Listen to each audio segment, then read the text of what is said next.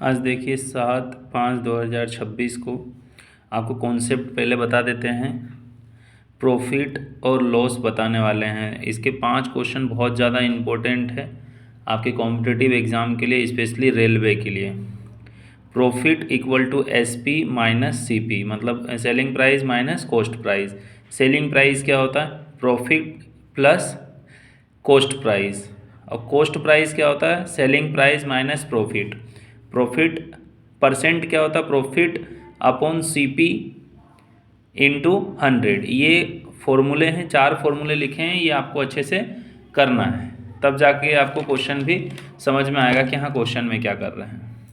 यहाँ देखना next question, मतलब पहला क्वेश्चन है आपका, the cost price of an article is 500, it is sold for ₹600, find the profit और लॉस। मतलब कि 500 का सामान है और 600 में बेच रहे हैं तो 100 रुपये आपका प्रॉफिट होगा। डायरेक्ट ही आंसर लगा सकते हैं यहाँ पे, टिक 100 प्रॉफिट होगा, P फॉर प्रॉफिट, है ना।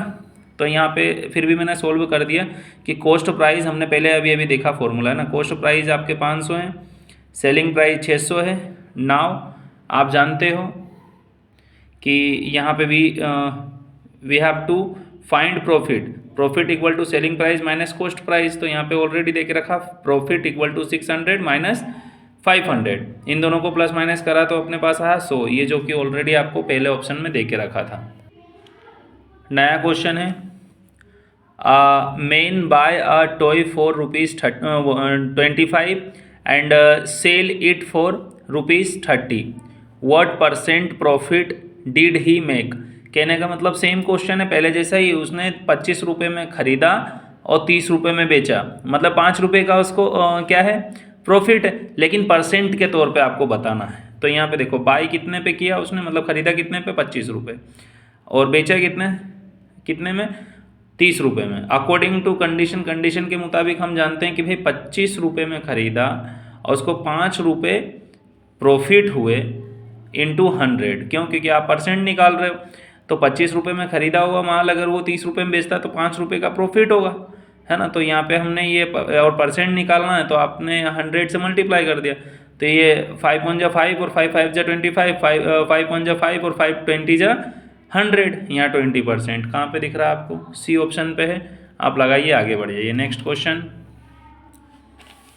ये देखिए क्या बोला यहाँ पे, if the selling price of 40 article is equal to the cost price of 50 article, then the percentage gain is. Percentage क्या गेन करेगा इसके अंदर, वो जरा देख लेते हैं। तो कुछ भी नहीं है, सेलिंग प्राइस कितना है भाई 40, कॉस्ट प्राइस कितना है 50, तो सेलिंग प्राइस अपॉन में कॉस्ट प्राइस ले लो, मतलब इधर ये मल्टीप्लाई में तो इधर डिवाइड में ले लो।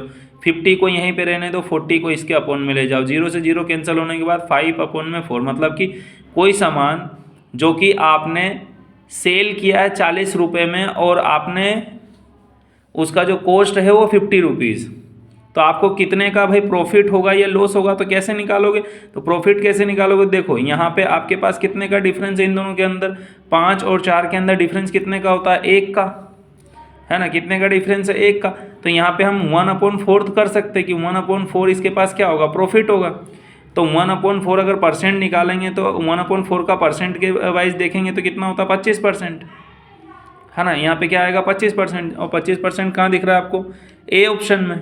ये टिक लगाओ, आगे बढ़ जाओ। कहने का मतलब है इन दोनों के बीच में जो डिफरेंस है वो है 1 का, तो ऊपर 1 आ जाएगा, यहाँ 1 आ गया और उसके बाद अपॉन में 4, तो 1/4 इंटू ये परसेंट का साइन हटाया तो 100, इन दोनों को काटापीटी करोगे 25% आ जाएगा, है ना। समझ में आ गया। फिर नेक्स्ट क्वेश्चन, ये देखिए, by selling 2 article for 800 rupees a person gain the cost price of 3 article, the profit percent is. अब प्रॉफिट परसेंट क्या होगा? तो सबसे पहले तो ध्यान रखना कि 2 आर्टिकल और यहाँ पे दे के रखा 3 आर्टिकल, तो 2 और 3 में ही इसके अंदर चीज़ें छुपी हुई है। आप यहाँ 800 पे ध्यान मत देना, ये रुपीज़ जैसे बकवास है, इसका अचार डालने के लिए डाल दिया यहाँ पे, ठीक है, क्वेश्चन को घुमाने के लिए सिर्फ।